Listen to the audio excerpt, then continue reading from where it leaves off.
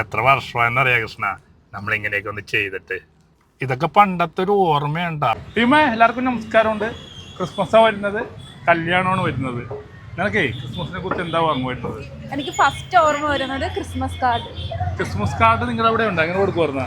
പണ്ട് കൊടുക്കാറുണ്ടായിരുന്നു. എന്റെയൊക്കെ ചെറുപ്പത്തിലേ സ്കൂളിലൊക്കെ പഠിക്കുന്ന സമയത്ത് ക്രിസ്മസ് വന്നതിന് മുമ്പ് തന്നെ നമ്മള് എക്സാം ഉണ്ടല്ലോ, ക്രിസ്മസിന്റെ എക്സാം കഴിയാൻ വേണ്ടി കാത്തിരിക്കും ക്രിസ്മസ് കാർഡ് പോയി മേടിക്കാൻ വേണ്ടി. കൊടുക്കുന്നത് ആർക്കാന്നറിയാമോ? ടീച്ചർമാർക്ക് കൊടുക്കും, കൂടെ പഠിച്ച കുറച്ച് പിള്ളേർക്ക് കൊടുക്കും, പിന്നെ അയലന്തരത്ത് കൂട്ടുകാരൊക്കെ ഉണ്ടാവില്ല, അവർക്ക് കൊടുക്കും, സ്വന്തം വീട്ടുകാർക്ക് വരെ പോസ്റ്റ് ചെയ്ത് കൊടുക്കണം നമ്മള്. ആ ഒരു കാലമൊക്കെ ഭയങ്കര മിസ്റ്റാണ്. അപ്പൊ നമുക്ക് ഈ ക്രിസ്മസിന് ആർക്കാ കാർഡ് കൊടുക്കാം? ആർക്ക് കൊടുക്കണം?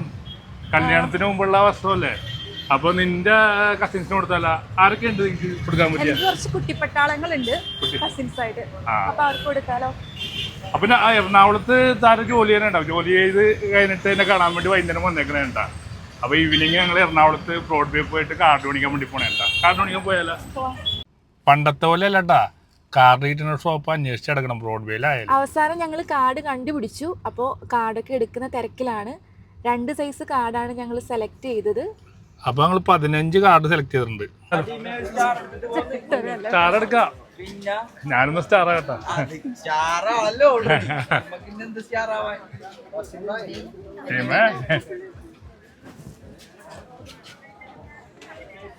അപ്പൊ നമ്മളെ ക്രിസ്മസ് കാർഡൊക്കെ എടുത്തട്ടാ. എത്ര കാർഡ് എടുത്തമ്മ? 15 കാർഡ് എടുത്തു. 15 കാർഡ് 13 പേർക്കാണ്. അപ്പൊ 2 പേർക്ക് ചിലപ്പോൾ വിട്ടുപോയ ആൾക്കാരെ പൂരിപ്പിക്കാമല്ലോ നമുക്ക്.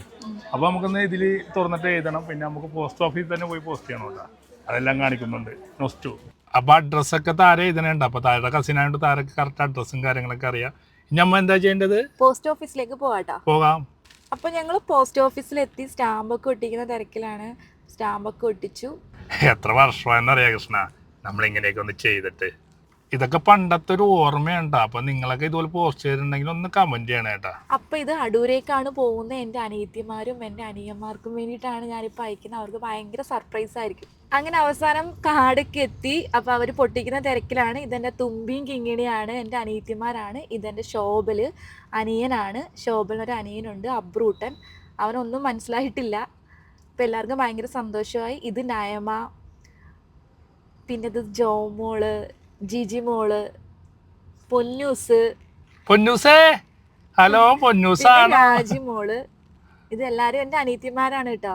അപ്പൊ എല്ലാവർക്കും ഭയങ്കര സർപ്രൈസ് ആയി, ഭയങ്കര സന്തോഷമായി എല്ലാവർക്കും. അപ്പൊ എല്ലാവർക്കും happy Christmas, happy new year.